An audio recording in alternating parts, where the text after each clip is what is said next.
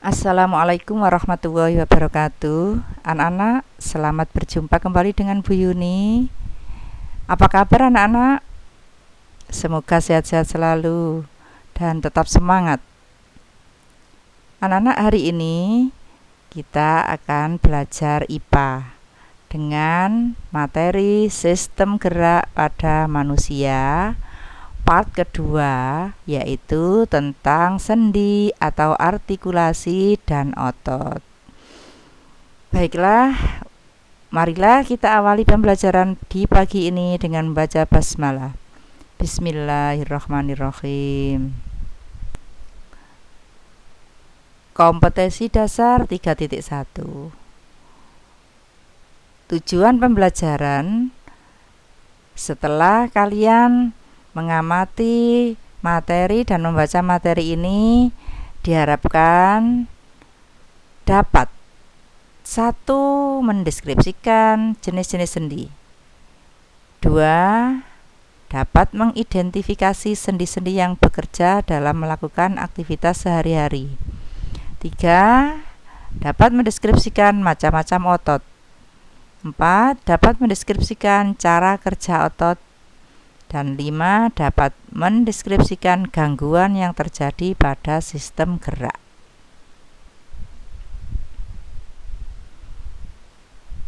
Baiklah anak, ikutilah kita gerak sebentar, rasakan gerakan yang dipandu di video ini.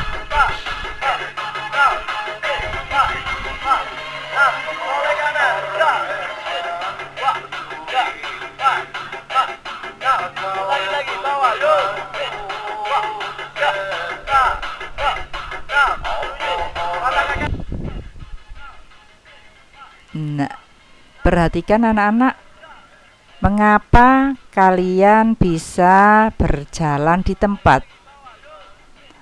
Mengapa tangan kita bisa diangkat ke atas, ke bawah? Mengapa kepala kita bisa menoleh ke kanan, ke kiri, atau ke atas, ke bawah? Apa jawabannya anak-anak? Nah, seperti yang telah kita ketahui bahwa sistem gerak pada manusia dibangun oleh 3 macam, yaitu ada rangka, ada sendi, dan ada otot.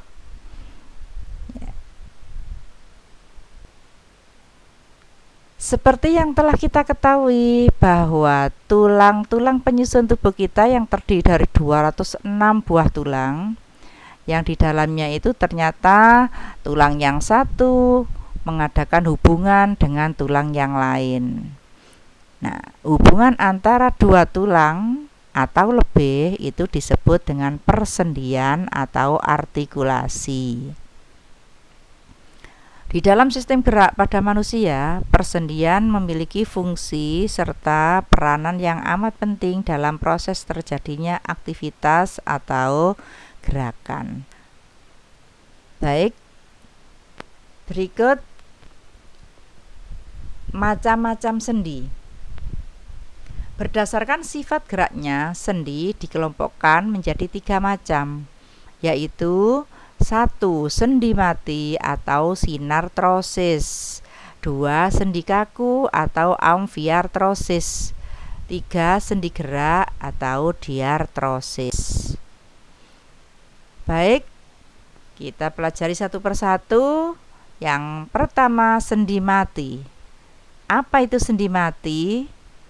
Yaitu hubungan antara 2 tulang yang tidak terjadi gerakan sama sekali. Contohnya adalah hubungan antara tulang penyusun tengkorak. Perhatikan, bentuk hubungannya sangat erat, yaitu yang disebut dengan sutura.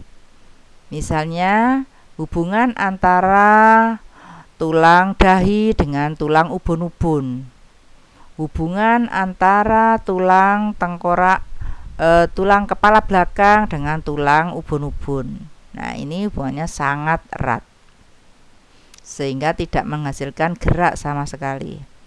Baik, berikut yang kedua, sendi kaku atau amfiartrosis, yaitu hubungan antara tulang yang memungkinkan terjadinya sedikit gerakan. Contohnya, sendi pada ruas-ruas tulang belakang. Kemudian sendi pada pergelangan tangan, sendi pada pergelangan kaki. Kemudian sendi antara tulang rusuk dengan tulang dada. Ini semua menghasilkan gerakan sedikit atau sangat terbatas. Baik, ketiga adalah sendi gerak atau diartrosis, yaitu hubungan antara dua tulang yang menghasilkan gerak lebih bebas atau lebih leluasa. Perhatikan komponen penyusun sendi diartrosis, yaitu ada dua tulang yang berhubungan. Dua tulang ini ujung-ujungnya dilapisi oleh tulang rawan atau kartilago. Agar tidak terjadi lepas, maka ada pembungkus tali ikatnya yang namanya ligamen. Di dalam ligamen terdapat pembungkus lagi yang disebut dengan membran sinovial. Membran sinovial ini digunakan untuk melindungi cairan yang ada di dalamnya, yang disebut dengan minyak sinovial atau cairan sinovial, yang digunakan sebagai pelumas apabila ada gerakan sehingga antara tulang keras yang satu dengan tulang keras yang lain tidak saling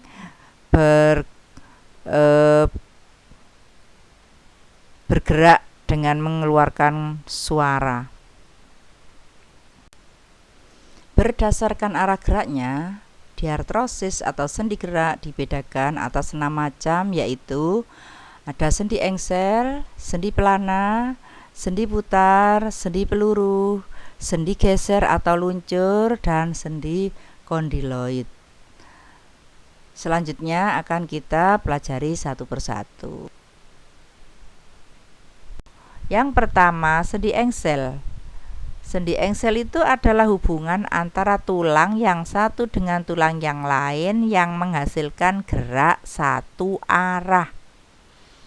Contohnya terdapat pada lutut, yaitu hubungan antara tulang paha dengan tulang betis dan tulang kering. Contoh yang kedua adalah tepatnya di siku-siku, yaitu hubungan antara tulang lengan atas dengan tulang lengan bawah, atau di lengan bawah ada tulang hasta dengan tulang pengumpil.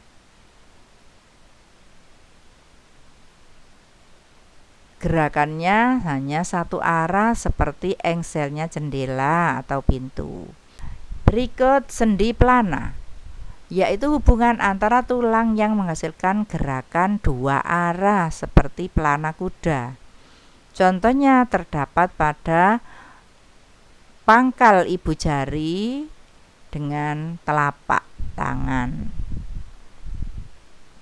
Berikut sendi putar, yaitu hubungan antar tulang di mana tulang yang satu memutari tulang yang lain sebagai porosnya.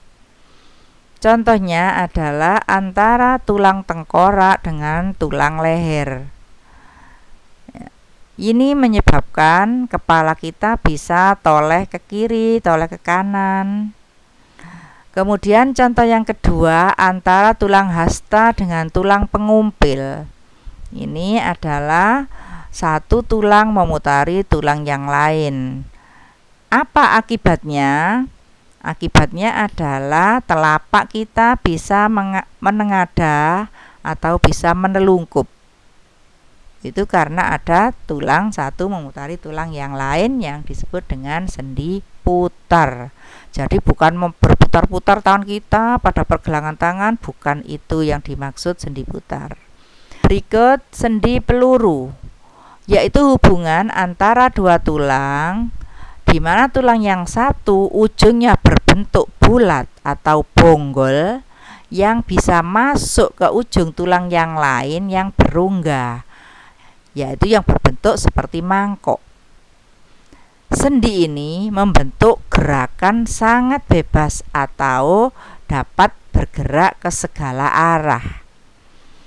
Contohnya seperti pada gambar ini, yaitu antara tulang lengan atas dengan tulang belikat.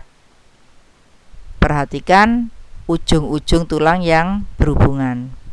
Kemudian contoh yang kedua, antara tulang paha dengan tulang gelang panggul. Baik. Berikut sendi geser atau luncur, yaitu sendi yang menghubungkan antara dua tulang yang memiliki permukaan yang datar, sehingga gerakannya hanya menggeser saja. Contohnya antara tulang pergelangan tangan dan antara tulang-tulang pergelangan kaki.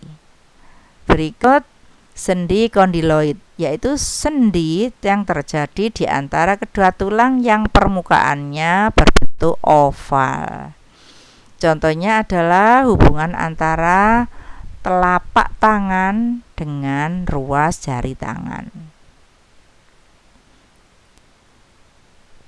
Baik, itulah tadi tentang sendi. Kita lanjutkan yang berikutnya, yaitu otot. Otot ini juga sangat berperanan penting yang bisa menyebabkan gerakan manusia.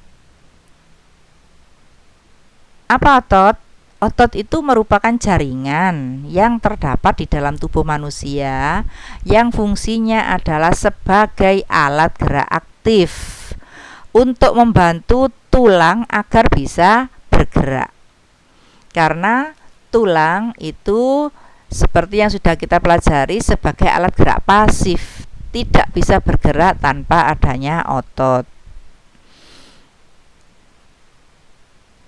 Karena ototlah yang bisa membuat tulang bergerak. Berikut jenis-jenis otot. Berdasarkan jenisnya, otot dibedakan menjadi 3, yaitu 1. Otot polos, merupakan jaringan yang terbentuk oleh sel-sel otot yang bentuknya seperti gelendong, di mana bagian ujungnya cenderung meruncing dan bagian tengahnya membesar, dengan mempunyai satu inti di tengah sel. Cara kerjanya di luar kesadaran kita, artinya kita tidak bisa menghentikan kerja dari otot polos tersebut. Reaksinya lambat tapi tidak mudah lelah. Contohnya terdapat pada dinding pembuluh darah, dinding usus, dinding lambung. Semua organ-organ dalam pada umumnya tersusun atas otot polos. Jenis yang kedua adalah otot lurik. Otot lurik disebut juga dengan otot rangka karena otot ini melekat pada tulang atau rangka. Disebut otot lurik karena jika diamati dengan mikroskop tampak adanya garis gelap terang secara berselang-seling. Sel otot lurik berbentuk silindris atau serabut panjang dengan inti terletak di tepi sel dan jumlahnya banyak. Cara kerjanya di bawah kesadaran kita. Mempunyai reaksi yang cepat tetapi mudah lelah. Contohnya adalah semua otot yang melekat pada tulang. Sebagai contoh, kalau lengan kita terdapat otot jika digunakan untuk bekerja, misalnya menyapu.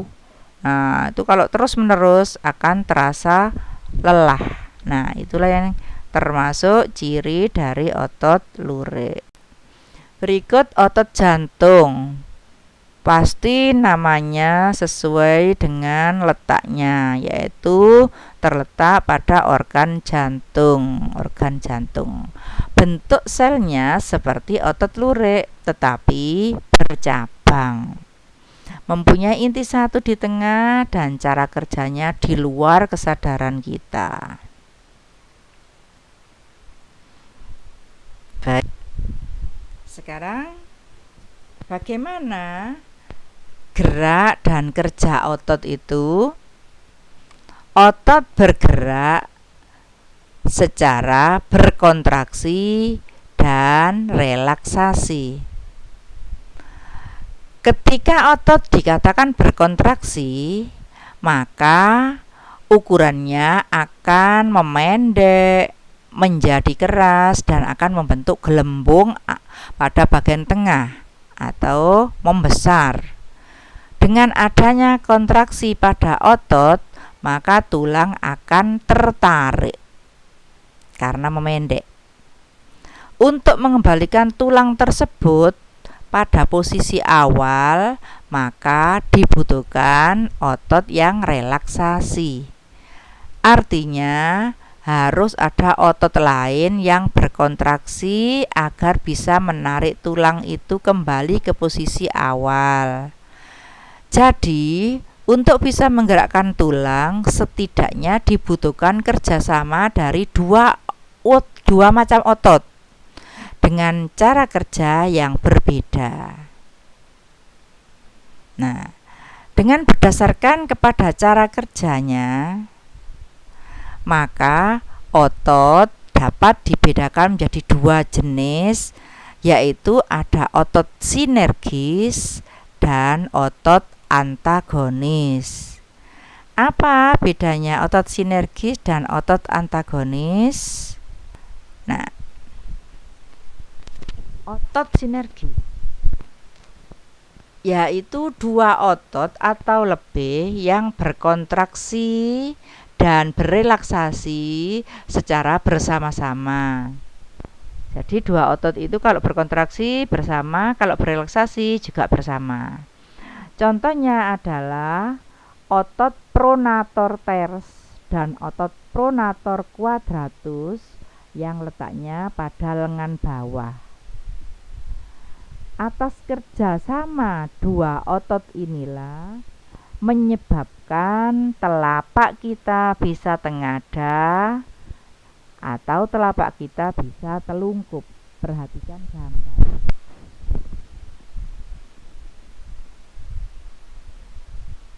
Berikut, kalau otot antagonis itu adalah dua otot atau lebih yang berkontraksi dan berelaksasi secara berlawanan.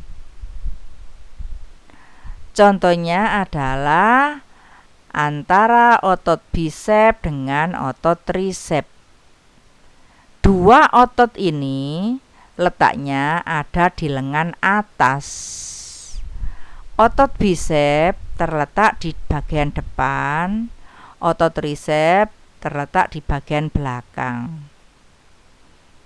Jika otot bisep itu sedang berkontraksi, kalau kita lihat gambar dalam kondisi membesar, maka otot yang satunya yang namanya otot trisep itu sedang berelaksasi dalam keadaan mengecil, memanjang. Apa akibatnya dari otot bisep yang berkontraksi atau memendek membesar ini? Menyebabkan tulang tertarik sehingga lengan bawah ini menjadi tertarik atau membengkok. Sebaliknya, jika otot trisep yang berkontraksi, yaitu kondisinya membesar, memendek, sedangkan otot bisepnya pasti sedang relaksasi, kondisinya memanjang, mengecil. Apa yang terjadi? Maka lengan bawah akan kembali ke posisi semula, yaitu lurus atau bergerak lurus. Nah, gerakan membengkok dan meluruskan lengan bawah inilah atas kerja dari otot antagonis yang dilakukan oleh otot bisep dan otot trisep. Ya. Itulah cara kerja dari otot antagonis. Selanjutnya, kelainan dan gangguan pada sistem gerak. Ada beberapa macam kelainan dan gangguan. Untuk otot ini ada istilah tetanus, yaitu kelainan pada otot yang disebabkan oleh infeksi bakteri sehingga kondisi otot akan terus menegang, atau dalam istilah berkontraksi secara terus-menerus. Penyebabnya adalah dari tetanus ini infeksi bakteri Clostridium tetani. Spora dari bakteri tersebut dapat berkembang biak hampir di mana saja, terutama di tanah, debu, dan kotoran binatang. Apabila seseorang memiliki luka terbuka kemudian kena, maka spora bakteri berpotensi masuk ke dalam luka tersebut yang menyebabkan otot-otot kita akan berkontraksi secara terus-menerus. Berikut kelainan yang kedua adalah atrofi, yaitu kondisi otot yang mengecil yang biasanya beriringan dengan adanya infeksi virus polio.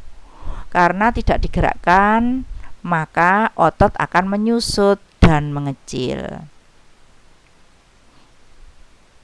Berikut kesleo. Kesleo ini atau disebut dengan istilah terkilir, yaitu adalah cedera pada ligamen, jaringan yang menghubungkan dua atau lebih tulang pada sendi. Kondisi ini umumnya terjadi pada pergelangan kaki akibat dari aktivitas fisik. Kelainan berikutnya yaitu umumnya pada rangka, yaitu ada patah tulang. Patah tulang ada yang di dalam tertutup, maksudnya ini ada yang terbuka sehingga bisa kelihatan tulangnya dari luar. Kemudian ada retak. Nah, ini karena terjadi benturan fisik. Kemudian yang berikutnya adalah rachitis atau rickettsia, yaitu yang bisa menyebabkan kaki menjadi bentuk huruf O atau X. Penyakit ini disebabkan karena kekurangan vitamin D. Berikut osteoporosis atau pengeroposan tulang. Yang berikutnya adalah artritis. Artritis ini terjadi pada sendi-sendi, yaitu biasanya tertumpuk adanya asam urat yang ada di persendian sehingga terasa sakit bisa bila digerakkan. Berikut gangguan yang berikutnya adalah yang terjadi pada tulang belakang. Ada 3 macam, ada skoliosis, ada lordosis, ada kiposis. Skoliosis itu jika tulang pinggang itu membengkok ke kiri atau ke kanan. Sedangkan kiposis yaitu kondisi tulang punggung terlalu membengkok ke belakang. Sedangkan lordosis kondisi tulang pinggangnya terlalu membengkok ke depan. Nah, 3 kondisi ini bisa terjadi karena disebabkan kebiasaan sikap duduk yang salah. Nah, demikian pembahasan tentang sendi dan otot. Terima kasih kalian sudah mau belajar. Marilah kita akhiri pembelajaran ini dengan membaca hamdalah. Alhamdulillahirabbil alamin. Assalamualaikum warahmatullahi wabarakatuh.